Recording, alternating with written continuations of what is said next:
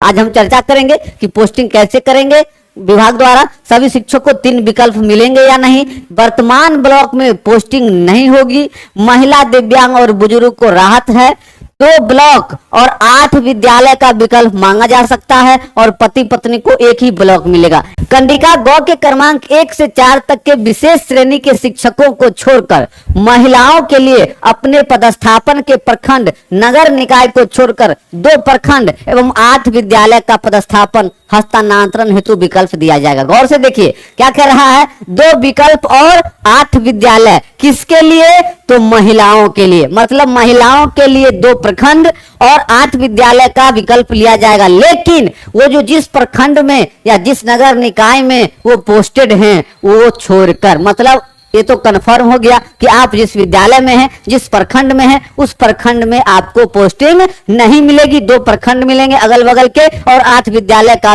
विकल्प देना होगा, उसी में आपका पोस्टिंग किया जाएगा। नेक्स्ट, दूसरे जिले से आए शिक्षक, पुस्तकालय अध्यक्ष, विद्यालय अध्यापक को मात्र प्रखंड का नाम विकल्प के रूप में लिया जाएगा। अब देखिए विद्यालय अध्यापक, अब जो बीपीएससी से बाहर लोग के आते हैं उनको विद्यालय अध्यापक कहा जाता है। जब उसकी भी चर्चा है तो ऐसी स्थिति में हो सकता है कि आपको जो दूसरे जिले के हैं उनको अपने जिले में, अपने प्रखंड में दिया जाए, प्रखंड का ऑप्शन मांगा जा सकता है।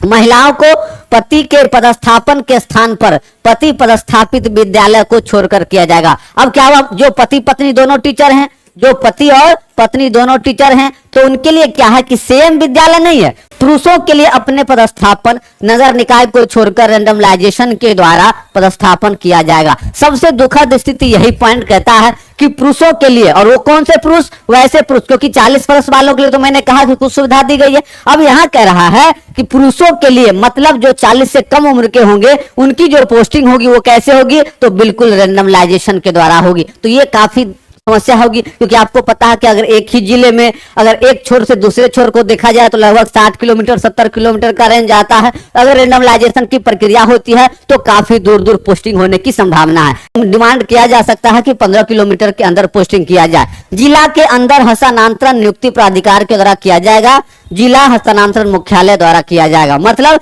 जो जिला के अंदर नियुक्ति और ट्रांसफर जो किया जाएगा वो किसके अंतर्गत, तो जिला हस्तांतरण मुख्यालय, मतलब जिला के अंदर ये सारे ट्रांसफर के काम किए जाएंगे। तो है कि पोस्टिंग 15 किलोमीटर के अंदर कर दिया जाए, महिलाओं को अपने होम पंचायत में कर दिया जाए। सरकार इस बात को गंभीरता से ले, क्योंकि सरकार कह भी रही है कि हम शिक्षकों की सुविधा को देखते हुए काम करेंगे।